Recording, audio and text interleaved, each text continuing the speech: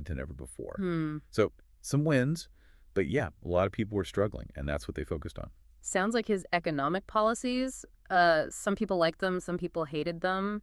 Like, some people thought they were necessary, tough, but needed for things to get better in the long run. But others, they felt like they were getting hurt by his big plans. And that kind of thing, that's something you see a lot with Khan. People either love him or hate him. His supporters are really loyal, Hmm. but the people against him, they really don't like him.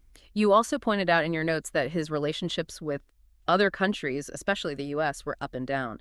He was really against those U.S. drone strikes in Pakistan.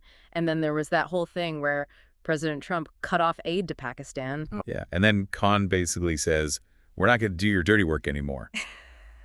A lot of people in Pakistan agreed with him. They thought the U.S.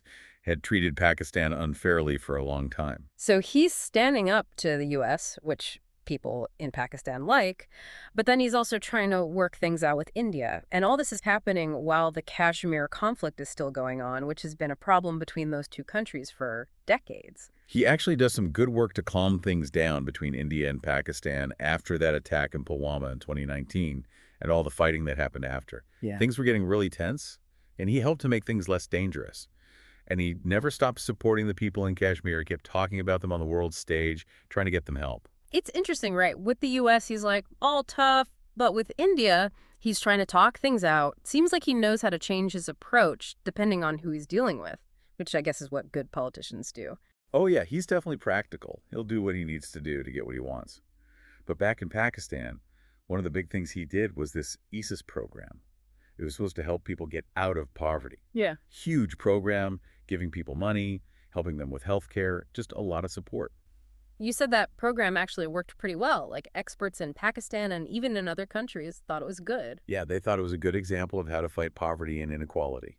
And then there was the Sihat Sahulat program, which was all about giving more people health insurance so more people could get medical care. So some good stuff. But you also mentioned some problems he ran into while he was in office. There were those things he said about Pashtuns and the Taliban. Right. Those comments, those caused a lot of anger. People thought they were really insensitive, that he was trying to divide people. Mm. And it showed how he can just say things without thinking about how they'll affect people. It's like he's always trying to keep everyone happy, different groups in Pakistan.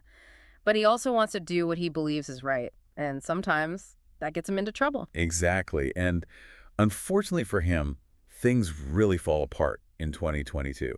The people who are against him, they try to kick him out of office, and it creates a huge mess in the country. That's when we get Lettergate, right? Where he says there's this plot to get rid of him, a conspiracy involving other countries.